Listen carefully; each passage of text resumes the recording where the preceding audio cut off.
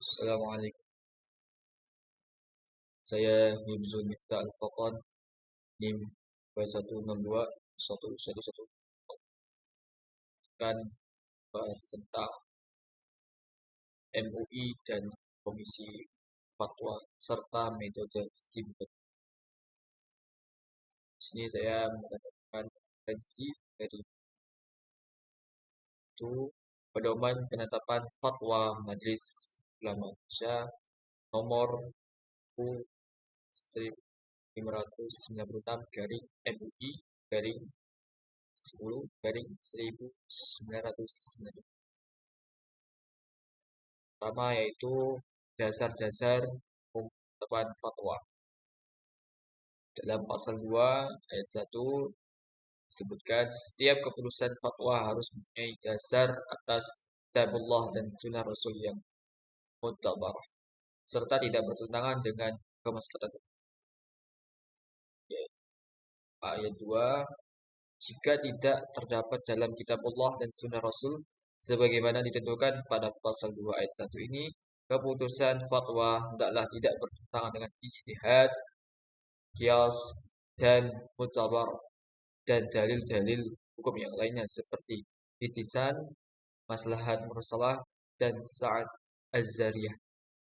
Yang ketiga yaitu pas ayat 3 yaitu sebelum pengambilan keputusan fatwa hendaklah ditinjau pendapat-pendapat para imam mazhab terdahulu, baik yang berhubungan dengan dalil-dalil yang hukum maupun yang berhubungan dengan dalil yang digunakan pihak yang berbeda pendapat. Terus ayat 4-nya, pandangan tenaga ahli dalam bidang masalah yang akan diambil keputusan fatwanya dipertimbangkan. Kemudian prosedur penetapan fatwa.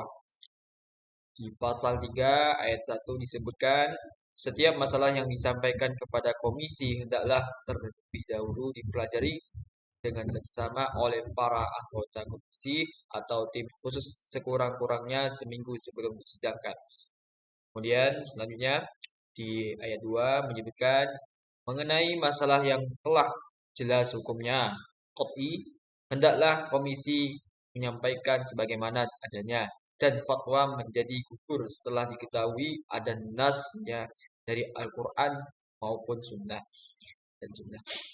Kemudian ayat 3 disebutkan dalam masalah yang terjadi khilafiyah di kalangan mazhab, maka yang difatwakan adalah hasil tarjih setelah memperhatikan fikih muqarram atau perbandingan dengan menggunakan kaidah-kaidah usul fiqh muqarram yang berhubungan dengan pentarjihan. Kemudian di pasal 4 di ayat 1 berbunyi setelah melakukan pembahasan secara mendalam, komprehensif, serta memperhatikan pendapat dan pandangan yang berkembang dalam sidang Komisi Penetapan Keputusan Fatwa.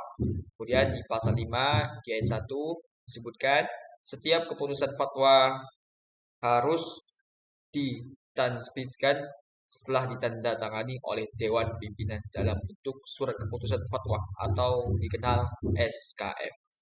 Ayat 2 disebutkan SKF atau surat keputusan fatwa harus dirumuskan dengan bahasa yang dapat dipahami dengan mudah dan masyarakat luas. Ayat 3 disebutkan dalam SKF harus dicantumkan dasar-dasarnya disertai uraian, analisis, serta ringkasan serta sumber-sumbernya itu pengambilan. Kemudian di ayat 4 setiap SKF sedapat mungkin disertai dengan rumusan tindakan lanjut dan rekomendasi atau dan jalan keluar yang diperlukan sebagai konsekuensi dari SKF tersebut. Itu berkenaan tentang pedoman penetapan fatwa Majelis Ulama Indonesia dalam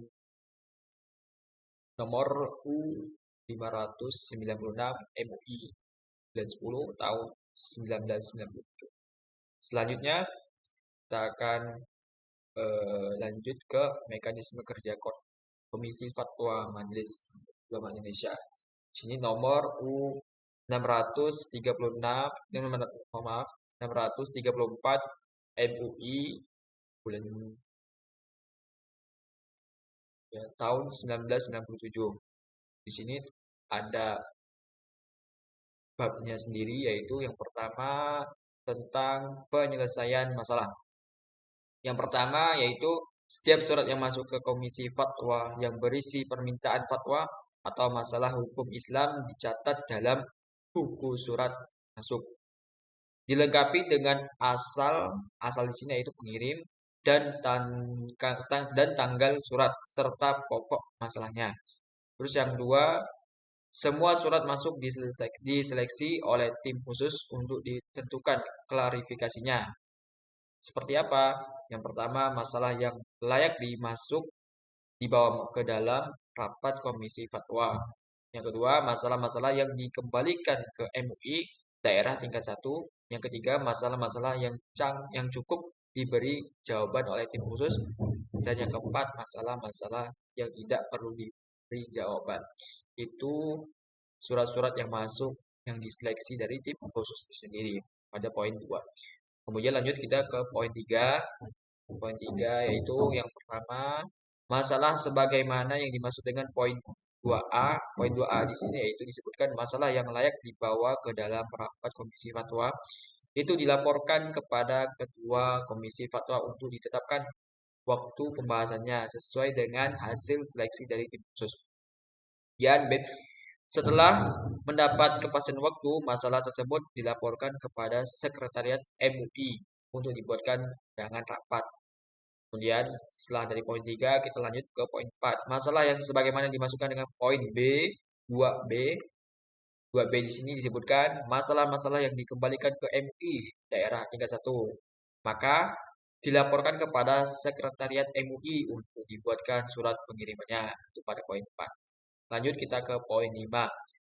Poin 5A, masalah sebagaimana yang dimaksudkan dengan poin 2C. Poin 2C ini berbunyi masalah-masalah yang cukup diberi jawaban oleh tim khusus, yaitu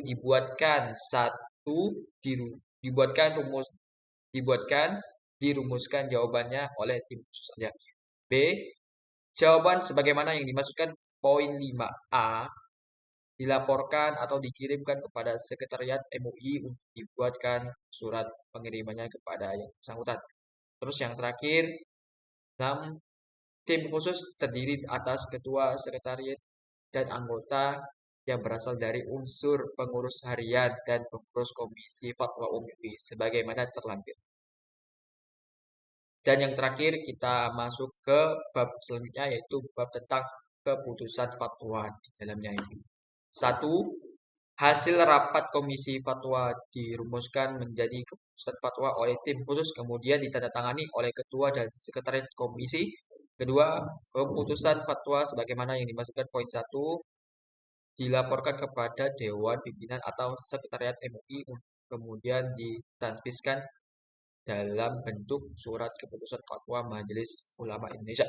3. Setiap surat keputusan fatwa MUI yang ditanfiskan diberi nomor dan ditandatangani oleh Ketua Umum Sekretariat Umum dan Ketua Komisi Fatwa MUI. 4. Surat keputusan fatwa MUI dikirim kepada pihak-pihak terkait dengan seluruh anggota Komisi Fatwa serta MUI daerah tingkat 1. Kelima, keputusan dipublikasikan pula melalui mimbar ulama dan penjelasannya dalam bentuk artikel. Kurang lebihnya mohon maaf. Ihdinas siratal mustaqim. Assalamualaikum warahmatullahi wabarakatuh.